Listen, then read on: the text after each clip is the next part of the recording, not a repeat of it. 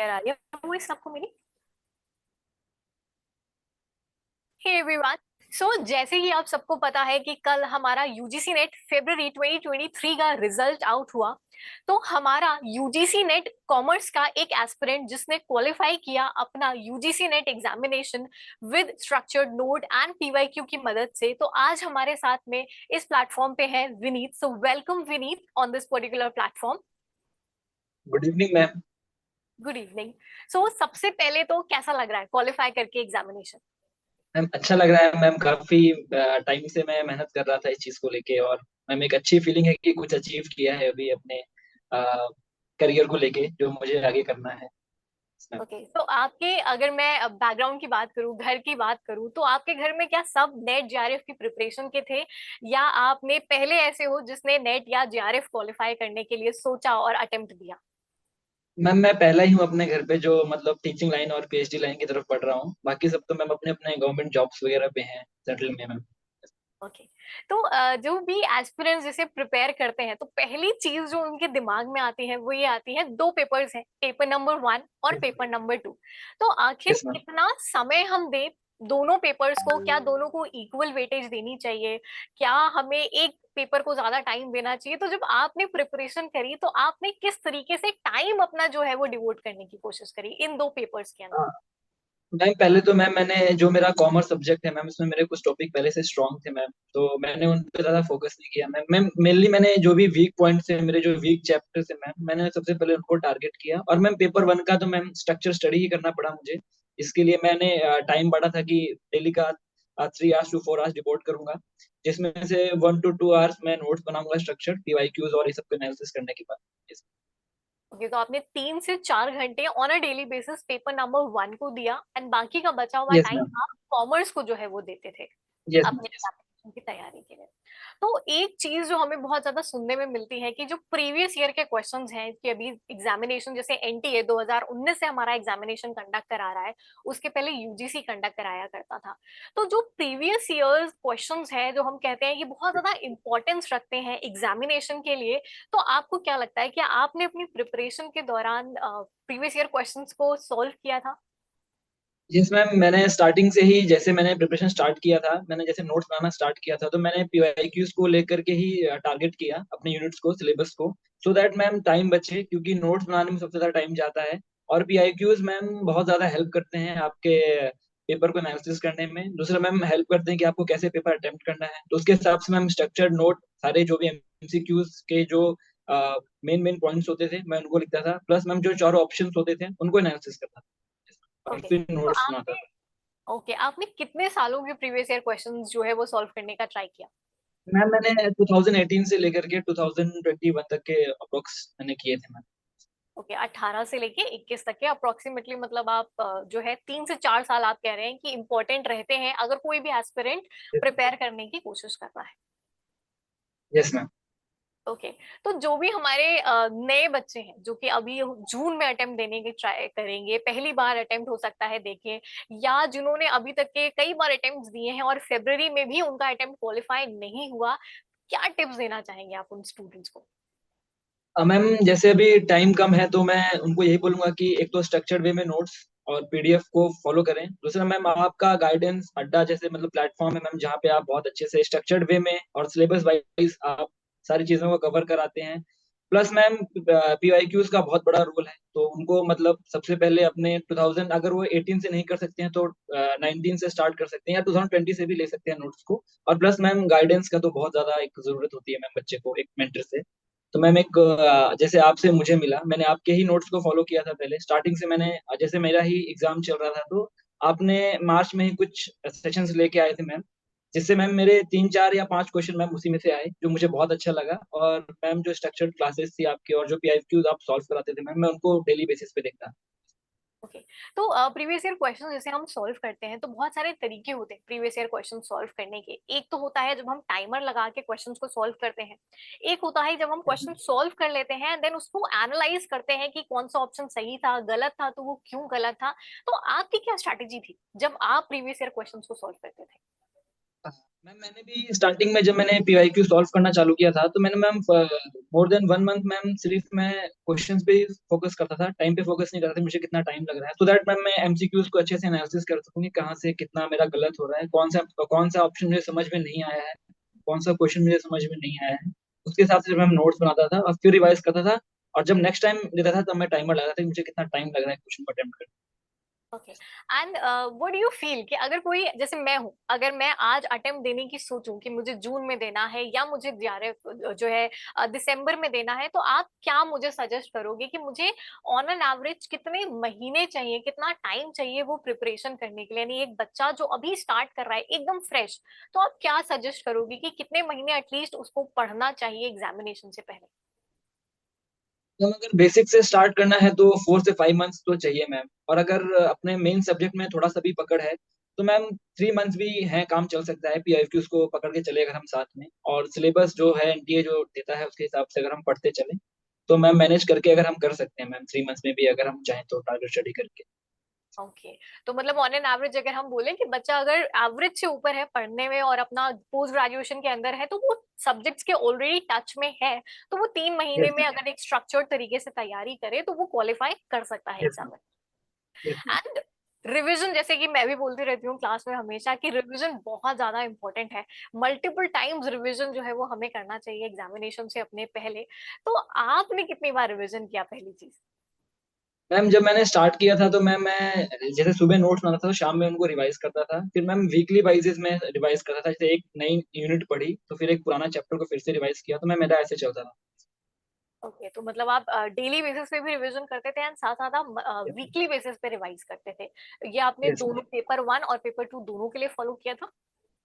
Yes ma'am. Yes ma'am, paper 1 paper 2 दोनों के लिए फॉलो किया ओके। एंड नोट्स कैसे बनाए आपने? क्योंकि सबसे ज्यादा मुझे लगता है क्योंकि सिलेबस इतना ज्यादा हमारा वास्ट है, नोट्स था। बनाने यस में मैम। बहुत ज्यादा टाइम हमारा कंज्यूम होता है सारे स्टूडेंट्स का। तो आप आपने कैसे इसको डील किया, टाइम मैम मैनेजमेंट? पहले मैंने yes yes ma'am ma'am time ma'am मैंने ऐसे किया कि मैम मैंने 8 घंटे का टाइम रखा, सुबह मैं 8 o'clock से अपना स्टार्ट करता था, तो मैं स्टार्टिंग में मैम पहले पेपर 1 को टारगेट करता था। उसमें से मैम जो टीचिंग एप्टीट्यूड वगैरह है उसका तो मैम मैंने पीडीएफ वगैरह और ऑनलाइन जो कंटेंट मिलता था और पीआईक्यू से मैंने बनाया, और मैम कॉमर्स के लिए तो मैम मैंने अपने एमकॉम के सब्जेक्ट्स को फॉलो किया। उसके बाद मैम जो आपके पीडीएफ वगैरह मुझे मिल जाते थे ऑनलाइन वगैरह स्ट्रक्चर्ड वे में, तो मैम मैं उनको बहुत ज्यादा प्रीफर करता था नोट्स बनाते, क्योंकि मैम हम लोग क्या करते हैं नोट्स बनाते समय बहुत ज्यादा एडिशनल लिख देते हैं जिसकी जरूरत नहीं होती, क्योंकि हमें मालूम होता है कि हमारा एमसीक्यू पेपर है, बट स्टिल मैम हम लोग वही पुराने तरीके से नोट्स बनाते हैं कि आंसर इसका ऐसे लिखना है ये करना है। तो फिर मैंने उस पर भी थोड़ा सा फोकस किया कि कीवर्ड्स टाइप में नोट्स बनाए जाएं एमसीक्यूज को देख देख के कि कैसे क्या ऑप्शंस आते हैं उस हिसाब से क्या पूछते हैं। और फिर मैंने ऑप्शन वाइज नोट्स बनाए। और हार्डली मैम मैं 4 आवर्स डेली डेडिकेट करता था नोट्स को, पेपर 1 पेपर 2, और फिर मैम उनको शाम में रिवाइज करता था बनाने के बाद। ओके। तो आप मतलब डेली बेसिस के ऊपर 4 घंटा आप देते थे जहां पे आप नोट्स एक स्ट्रक्चर्ड तरीके से बनाने की कोशिश करते थे, बिकॉज नोट्स आई बिलीव बहुत इंपॉर्टेंट है। जब आप लास्ट में यस मैम। रिवाइज करने बैठते हैं तो आपने पिछले 3 महीने में कितना कुछ पढ़ लिया होगा, आपको याद भी नहीं होगा कौन सी वेबसाइट से पढ़ा, कौन सी यस जगह से, मैम। कौन सी किताब से पढ़ा। तो नोट्स होते हैं तो आप उसको मल्टीपल टाइम्स रिवाइज कर सकते हैं। तो आप लाइक क्या यस सजेस्ट मैम। करेंगे स्टूडेंट्स को कि एक पर्टिकुलर स्टूडेंट जैसे एग्जामिनेशन के कितने दिन पहले थे वो रिविजन करना चालू कर दे, कि वो नई चीज ना पढ़े एंडिंग में? हम लोग बोलते हैं ना कि नया चीज मत पढ़ो एंड में, खाली जो आपने अभी तक के पढ़ लिया है उसको ब्रश अप करने की कोशिश करो, उसमें परफेक्शन लाने की कोशिश करो। तो आपने आखिर कितने दिन पहले से रिवीजन जो है वो कंप्लीट अपने बेसिस पे चालू कर दिया था? मैम रिवीजन मतलब अगर हम बात करें तो मैम हमें अगर देखा जाए तो 1 मंथ या 1.5 मंथ पहले तक ही मतलब न्यू न्यू टॉपिक्स पढ़ने चाहिए। उसके बाद मैम सिर्फ हमें सिर्फ रिवीजन पे ही फोकस करना चाहिए, मतलब 1 मंथ तो देना ही चाहिए रिवीजन को, क्योंकि मैम रिवीजन करना ही सबसे टफ टफ जॉब है मैम, पढ़ना तो बहुत आसान है, नए नए टॉपिक्स पढ़ना डेली बहुत ईजी, बट मैम रिवीजन के टाइम में हमें लगता है कि हमें तो ये आता है आता है आता है, और फिर हम जब अटेम्प्ट करते हैं पेपर तो फिर समझ में आता है कि अरे ये तो रिवीजन किया होता अच्छे से तो नहीं नहीं छूटता। तो बिल्कुल। मैम रिवीजन 1 मंथ तो बहुत जरूरी है मैम डेली। एंड जैसे कुछ स्टूडेंट्स होते हैं ना, वो ये कहते हैं कि मेरा स्टैटिस्टिक्स नहीं अच्छा है, मेरा न्यूमेरिकल नहीं अच्छा है, या मुझे पेपर 1 के डीआई में प्रॉब्लम होती है। तो क्या अगर किसी स्टूडेंट का 1-2 यूनिट वीक है या उसको वो बहुत अच्छे से नहीं आती है, तो वो अगर उसमें एवरेज स्कोरर भी है तब भी क्या वो जेआरएफ आपको लगता है या नेट आपको लगता है वो क्वालिफाई कर सकता है? यस मैम, जैसे मैम मेरा भी स्टैटिस्टिक्स और मैथ्स पोर्शन वीक था मैम, तो मैंने सिर्फ मैथ्स पोर्शन के लिए मैम डीआई के लिए मैं डेली सुबह एक पीआईक्यू सॉल्व करता था। सेम आरसी के लिए मैम डेली सॉल्व करता था मैं एक।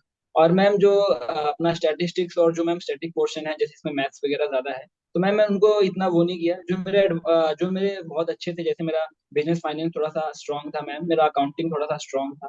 स्टैटिस्टिक्स तो मैम सभी का ही ऑलमोस्ट डिफिकल्ट लगता है सबको कि नहीं होगा, तो उसको मैंने इतना ध्यान नहीं दिया। जो अच्छे से आता है मैम उस पे गलत नहीं होना चाहिए, इस चीज का मैम इतना कॉन्फिडेंस होना चाहिए आपको कि आपने उसको इतना अच्छे से पढ़ा हुआ है कि वो गलत था। मैम एक दो यूनिट का अगर हम पूरा स्किप स्किप तो नहीं, थोड़ा बहुत छोड़ सकते हैं तो हो जाएगा मैम, उसके वैसा कुछ है नहीं मैम, नहीं।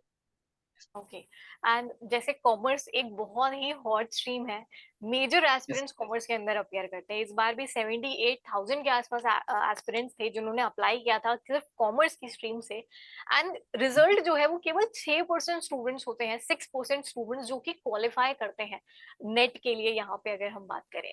तो अगर कोई एस्पिरेंट अपियर करने की सोच रहा है जून अटेम्प्ट में, तो आप उसको आखिर क्या वो टिप्स देना चाहेंगे कि वो 6% की कैटेगरी में वो फॉल करे, ना कि वो 94% की कैटेगरी में?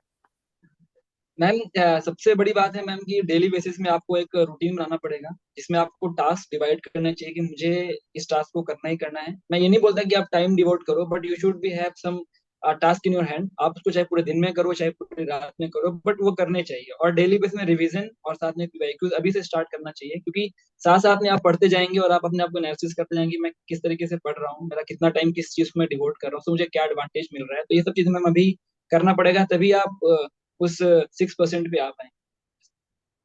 ओके। तो आपने मेरे ख्याल से यूनिट वाइज भी डिवाइड किया होगा समय। जैसे 10 यस यूनिट्स हैं मैम। हमारे पास में, एंड एक एक यूनिट में दो दो सब्जेक्ट्स हैं, और कॉमर्स में तो बहुत ज्यादा डीप में सिलेबस है हमारे पास में। इसी तरीके से बहुत सारे सब्जेक्ट्स हैं हमारे, जैसे इकोनॉमिक्स हो गया, मैनेजमेंट हो गया, अलग अलग सब्जेक्ट्स हैं। तो आपने आखिर क्या आपकी स्ट्रैटेजी रहती थी कि एक यूनिट को मुझे कितना समय देना है, क्योंकि टाइम लिमिटेड है मेरे पास में, और सिलेबस तो आप पढ़ने बैठोगे तो आप उसमें खो जाओगे। तो कितना ऑन एन एवरेज समय मुझे एक यूनिट को जो है वो देना चाहिए? मैम मैं 1 वीक से थोड़ा सा ज्यादा, अगर ज्यादा था 8 डेज देता था मैम मैं एक यूनिट को सिर्फ नोट्स को कवर करने के लिए। और फिर मैम नेक्स्ट अगले अगले वीक में मैम मैं नेक्स्ट नोट्स बनाता था, और जो मैंने पुराने नोट्स बनाए उनको रिवाइज करते हुए चलता था। तो मैम मैं एक नोट्स बनाता था, फिर कंप्लीट करता था, फिर रिवाइज करता था, फिर नेक्स्ट, ऐसे करके मैम मैंने स्टार्ट किया। तो 7 से 8 डेज देता था मैम मैं एक एक यूनिट को मैम अच्छे से स्टार्टिंग में नोट्स बनाने से। ओके। तो एक यूनिट को आप कह रहे हैं 7 से 8 दिन अगर एक एस्पिरेंट है वो देता है, और एक दिन में वो 3 से 4 घंटा नोट्स बनाने में देता है, एंड बाकी का बचा हुआ समय वो रिवीजन के लिए अगर दे रहा है, तो वो 3 महीने की ड्यूरेशन में या 4 महीने की ड्यूरेशन में वो उस 6% की कैटेगरी में फॉल करने के उसके बहुत ज्यादा हाई चांसेस हो जाते हैं। अब यस मैम। ओके। तो दूसरी चीज जो बहुत मेरे ख्याल से मैं भी पूछना चाहूंगी स्टूडेंट से, कि प्रीवियस ईयर क्वेश्चंस और नोट्स, दो चीजें जो मेन हमारे एग्जाम को क्वालिफाई करने में मदद करती हैं। अब यस मैम। कुछ स्टूडेंट जो है वो क्या करते हैं, पहले 10 यूनिट्स सारी, अगर मैं किसी भी सब्जेक्ट की बात करूँ, वो सारी 10 यूनिट्स पढ़ लेते हैं, और उसके बाद में वो प्रीवियस ईयर क्वेश्चन सॉल्व करते हैं। या क्या ये बेहतर रहेगा कि आप सब पूरा सिलेबस कंप्लीट कर लें, फिर आप प्रीवियस ईयर क्वेश्चंस को सॉल्व करें, या एक यूनिट खत्म करी और उसके बाद उससे related previous year question solve करें एंड उनकी कमियां देखी, एंड देन आप दूसरी यूनिट पे मूव करें? तो आपको क्या लगता है क्या बेटर होगा दोनों में से? मैम ये तो मैम मैंने आपसे ही सीखा था कि मतलब हमें एक यूनिट कंप्लीट करना चाहिए, और उसको ऐसे कंप्लीट करना चाहिए कि नोट्स बना दिए नहीं, नोट्स बनाने के बाद आपको पीवाईक्यू सॉल्व करना है। जब तक आपके हर एक पीवाईक्यू आप एनालिसिस नहीं कर लेते हैं तब तक आप नेक्स्ट यूनिट पे ना जाएं, उसको कंप्लीट करें। क्योंकि अगर आप एक साथ सारा फ्लो में कंप्लीट करने के बाद फिर रिवीजन फिर आप पीवाईक्यूज करेंगे तो फिर आपको वापस से पूरा पढ़ना पड़ेगा, तो मैम वो टाइम कंज्यूमिंग हो जाता है। Yes ma'am. जी, बल्कि क्योंकि और मैम प्रीवियस कंफ्यूजिंग भी हो जाता हाँ, क्योंकि है। यस। प्रीवियस ईयर क्वेश्चंस में बहुत सारे ऐसे टॉपिक होते हैं जो डायरेक्टली सिलेबस में नहीं लिखे होते। तो जब आप यस। सॉल्व करते हैं तो आपको वो इतने सारे नए टॉपिक्स मिलते हैं, तो यूनिट वाइज ही आप उनको साथ साथ पढ़ते रहें, सॉल्व करते रहें, तो मेरे यस। ख्याल से ज्यादा बेनिफिशियल होता है। आपने यस मैम। एक्सपेक्टेड एमसीक्यूज भी सॉल्व किए होंगे मेरे ख्याल से बहुत सारे। Yes ma'am. Yes ma'am. तो मैं पीआईक्यूज के साथ साथ मैम एक्सपेक्टेड एमसीक्यूज को भी जैसे ऑनलाइन मुझे मिल जाते थे कंटेंट, जैसे आप डालते रहते थे या और जो आप बताते थे कि इस चीज को ऐसे करना चाहिए, तो मैम उसको भी मैं फॉलो करता था। Yes। तो आपने एमसीक्यूज भी क्या यूनिट वाइज सॉल्व किए थे, या ये आपने टुवर्ड्स द एंड सॉल्व किए? नहीं मैम, मैं साथ में ही मतलब करता था। हर एक यूनिट कंप्लीट करने के बाद में उसके जो पीवाईक्यूज है उनको, और जो एक्सपेक्टेड क्वेश्चन जो आप लोग बता रहे थे कि अभी इस यूनिट से ऐसे आ सकते हैं, तो उनको भी मैं देखता था साथ साथ, ताकि न्यू जो टॉपिक्स रह गए हैं यूनिट्स में पढ़ने के लिए, फिर मैं उनको गूगल करके अपना नोट्स। ओके। एंड तो आपने लास्ट के एक महीने में प्रीवियस ईयर क्वेश्चंस किए, एमसीक्यूज किए, रिवीजन किया, केवल ये तीन यस चीजें मैम। आप कर रहे हैं, बहुत ज्यादा इंपॉर्टेंट है। स्ट्रक्चर्ड नोट्स आप यस डेली बेसिस पे बनाते चल रहे थे। तो मैम। आपकी तैयारी तो बहुत ज्यादा मेरे ख्याल से स्ट्रक्चर्ड थी, आप यूनिट वाइज सारी चीजें जो है वो करते हुए चल रहे थे। नाउ अगर एक बहुत बड़ी चीज जो दिमाग में आती है वो ये आती है स्टूडेंट्स की, कि वो या तो स्टूडेंट्स बहुत ज्यादा लथार्जिक हो जाते हैं या बहुत ज्यादा जो है मोटिवेटेड हो जाते हैं। कुछ स्टूडेंट्स ऐसे मैंने देखे हैं अपनी रियल लाइफ में, जो एक एक दो दो महीना हो जाता है वो घर वो सोचते हैं कि मैं घर से बाहर नहीं निकलूंगा, मैं 10 घंटा पढ़ता रहूंगा। और कुछ स्टूडेंट्स ऐसे होते हैं जो एक रूटीन ही नहीं फॉलो करते कभी। तो व्हाट डू यू थिंक कि क्या कभी कभी ब्रेक लेना, आपने लिया था ब्रेक कभी कभी, कि आप ब्रेक ले लेते थे एंड देन आप जैसे एक हफ्ता आपने पढ़ा, आपने एक दिन का ब्रेक लिया, या 15 दिन के बाद में आपने ब्रेक लिया, क्या अपने आप को आपने ब्रेक्स भी दिए थे? यस मैम, मैं वीकली मैम, जैसे संडे का टाइम मैम मैं इवनिंग टाइम पूरा फ्री बैठता था मैम, अपना जो अलग चीजें हैं उन पे फोकस करता, जैसे मेरी जो हॉबीज वगैरह होती थी मैं उनको देखता था, क्योंकि मैम अगर एक साथ ही पूरा करते जाएंगे तो मैम फिर एक टाइम माइंड थोड़ा सा डिमोटिवेटेड हो जाता है और थोड़ा सा बोरिंग हो जाता है। तो फिर मैम उसके लिए भी जरूरी है कि आप वीकली मतलब एक टाइम, चाहे इवनिंग का टाइम ले लीजिए या चाहे मॉर्निंग का टाइम ले लीजिए, उसमें आप फ्री हैं तो अपनी हॉबी को आप कर सकते हैं, या कुछ अलग चीजें कर सकते हैं घर पे सपोर्ट। जैसे मैं मॉर्निंग वॉक पे चला जाता था घूमने के लिए, या फिर कभी इवनिंग वॉक पे चला गया, या कभी मम्मी की हेल्प कर दी थोड़ी बहुत। ओके, तो आप पढ़ते कितना, मतलब सुबह पढ़ते थे, दिन में पढ़ते थे, रात में पढ़ते थे? क्योंकि बहुत सारे स्टूडेंट्स मैंने देखा है वो रात में पढ़ना प्रेफर करते हैं। I am also one of them, कि मैं सबके सो जाने के बाद में पूरी रात पढ़ती थी एकदम सुकून में। तो आपने कब पढ़ा, सुबह, दिन, रात? आपको क्या टाइम प्रेफरेबल लगा पढ़ने के लिए? मैम मैं मॉर्निंग में मैम मैं 7 7 o'clock उठ जाता था, फिर मैम उसके बाद मैं 8 से लेके अपना 1 बजे तक अपना चलता था नोट्स वगैरह का। और फिर मैम मैं खाना खा के थोड़ा देर रेस्ट करके फिर मैम मैं 3 o'clock से लेके 7 o'clock पढ़ता था, फिर एक थोड़ा सा रेस्ट लेके मैम उसके बाद फिर मैम रात में 11 12 बजे तक, जब तक नींद ना आए मैम तब तक। तो मेरा ये था कि 12 बजे तक अपन को सो जाना है, क्योंकि फिर सुबह 7 बजे उठना है। तो एक तरीके से एक रूटीन फॉलो करना बहुत ज्यादा जरूरी है, क्योंकि हमारा माइंड भी ट्रेन हो जाता है कहीं ना कहीं कि इतने टाइम पढ़ना है मुझे, ये सब्जेक्ट पढ़ना है और इसको मुझे खत्म करना है अगले 7 दिनों की ड्यूरेशन में। तो अपने आप को टारगेट्स देने मुझे लगता है बहुत ज्यादा जरूरी है। यस मैम, यस मैम, बहुत ज्यादा जरूरी है। मैं टारगेट्स को मैम सामने रखता था टेबल के सामने, जब भी मैं सुबह उठता था तो मैं उनको देखता था कि मैंने कितना अचीव किया है, और फिर मैं उनको करने को टिक करता था और फिर क्वेश्चंस वगैरह लगाता था। तो टारगेट देना तो बहुत जरूरी है। तो many many congratulation once again Vineet, क्योंकि बहुत ही टफ एग्जामिनेशन है, अगर हम कहें बहुत ही टफ भी मैं कह सकती हूँ, और बहुत लेंदी एग्जामिनेशन है। चाहे मैं सिलेबस यस की मैम। बात करूँ या मैं डेप्थ की बात करूँ, बहुत ज्यादा डीप है सिलेबस। तो क्वालिफाई केवल 6% एस्पिरेंट्स ही हैं जो क्वालिफाई कर पाते हैं इस पर्टिकुलर एग्जामिनेशन को। कंपटीशन बहुत ज्यादा हाई है। एंड ये वाला जो एग्जामिनेशन था, ये खास करके फेब्रुवरी वाला एग्जामिनेशन, तो 2 महीने पहले ही नोटिफिकेशन आई थी, तो इसमें तो क्वालिफाई करना मेरे ख्याल से और ज्यादा आपके लिए टफ हो गया था एस्पिरेंट्स के लिए, क्योंकि आपके पास समय भी नहीं बच रहा था क्वालिफाई करने के लिए। सो यस मेरी yes ma'am. congratulations to you for qualifying this particular examination। and जाते जाते towards the end आप बेस्ट विशेस देना चाहेंगे हमारे अपकमिंग एस्पिरेंट्स को, जो कि जून में सोच रहे हैं एग्जामिनेशन देने की कॉमर्स से? एंड कुछ टिप्स जो आप लास्ट मोमेंट उनको बोलना चाहेंगे कि भाई ये कर लो, अगर आपको ये 6% की कैटेगरी में फॉलो करना है। यस मैम, पहले तो मैम जैसे अगर टाइम कम है तो उन्हें एक जाहिर सी बात है एक मेंटर की जरूरत होगी मैम, जो कि बहुत इंपॉर्टेंट है। तो मैम जैसे अभी हमारा रिसेंटली अड्डा में एक नया कोर्स ज्वाइन हुआ है मैम, तो वो उसको ज्वाइन कर सकते हैं, जो स्पेसिफिकली कॉमर्स से ही है। फैकल्टी भी मैम बहुत अच्छी है, बहुत हेल्पफुल है, एक वो कर सकते हैं साथ में। और मैम साथ में पीवाईक्यूज रिवीजन और अपना स्ट्रक्चर्ड नोट। और नोट्स का अगर हम आपके क्लासेस से करते हैं तो हमें नोट्स बनाने की जरूरत नहीं, क्योंकि हमें स्ट्रक्चर्ड पीडीएफ मिल जाती हैं। तो वो एक टाइम बच सकता है आपको, क्योंकि आप जितना ज्यादा टाइम नोट्स बनाने में लगाएंगे उतना कम टाइम आप रिवीजन करने को देंगे, और जितना कम टाइम आप रिवीजन करने को देंगे उतना आप चांस मिस कर रहे हैं उस 6% में आने में, क्योंकि रिवीजन ही सबसे बड़ी इंपॉर्टेंट है जो इस रोल प्ले करता है मैम यहाँ पे नेट। तो यस मैम, एक मेंटर का होना बहुत जरूरी है, जैसे मैंने आपके गाइडेंस के अंदर ही इस चीज को फॉलो किया था। तो यस मैम, तो एक मोटिवेशन भी हो जाता है कि मेंटर है, तो होता है कि हाँ है बताने के लिए कोई आगे। Thank you so much Vineet, हमारा अडर 24/7 के प्लेटफॉर्म के ऊपर आने के लिए एंड अपकमिंग एस्पिरेंट्स को गाइडेंस देने के लिए, उनको मोटिवेट करने के लिए कि वो भी क्वालिफाई कर सकते हैं यूजीसी नेट एग्जामिनेशन एंड उस 6% की कैटेगरी में वो भी फॉल कर सकते हैं अपकमिंग अटेम्प्ट के अंदर। So once again thank you so much for joining in. Thank you ma'am, thank you. Bye bye.